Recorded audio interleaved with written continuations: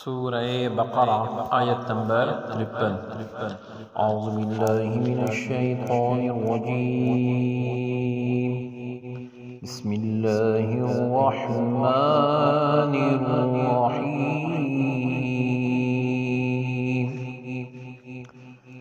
وَإِذْ آتَيْنَا مُوسَى الْكِتَابَ وَالْفُرْقَانَ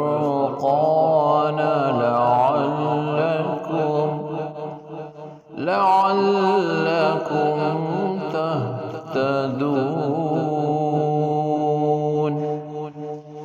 لفظی ترجمہ ہے واہ اور، اذ جب، آتینا دی ہم نے، موسیٰ علیہ السلام کو، الکتاب کتاب، واہ اور، الفرقان فرق کرنے والی چیز، لعل تاکہ، تم تہتدون ہدایت پاؤ۔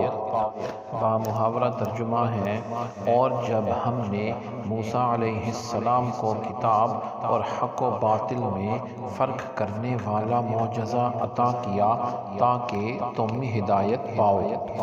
آیت کی تفسیر میں فرمایا گیا کہ جب حضرت موسیٰ علیہ السلام کو اللہ رب العزت کے حکم سے فرعون سے نجات ملی، قوم والوں کو کچھ سکون ہوا تو انہوں نے یہ مطالبہ کیا کہ ہمیں آسمانی کتاب چاہیے تاکہ ہم اس کے مطابق اپنی زندگی گزار سکیں۔ موسیٰ علیہ السلام نے ان سے فرمایا، کہیں ایسا نہ ہو کہ کتاب تمہیں مل جائے اور تم اس کی بے حرمتی کرنے لگو، یعنی اس پر مکمل عمل کرنا۔ انہوں نے اقرار کر لیا۔ پھر حضرت موسیٰ علیہ السلام کو اللہ رب العزت کی طرف سے یہ حکم عطا ہوا کہ آپ کوہ طور پر 40 دن کا اعتکاف فرمائیں گے، دن کو روزہ رکھیں گے اور رات کو عبادت۔ جب یہ مدت پوری ہو جائے گی تو آپ کو 40 تختیوں پر کتاب عطا ہوگی، یعنی تورات ملے گی۔ قوم کو جب تورات عطا ہوئی تو انہوں نے اس کے مشکل احکام کو چھوڑ دیا اور جن پر جو ہے آسان احکام تھے ان پر عمل کرنا شروع کر دیا۔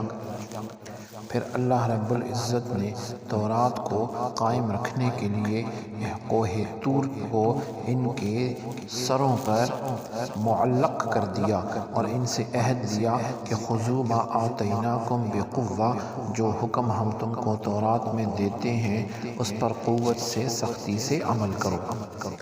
پھر آگے فرمایا گیا الفرقان، فرقان کے لفظی معنی ہے فرق کرنا۔ فرقان کے کئی معنی کیے گئے ہیں۔ نمبر 1، فرقان سے مراد بھی تورات ہی ہے۔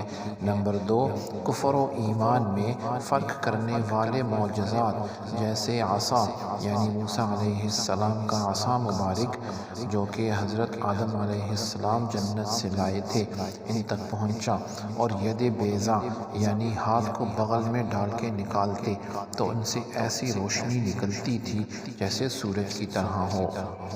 نمبر 3 ہے حلال و حرام میں فرق کرنے والی شریعت بھی مراد ہے الفرقان سے۔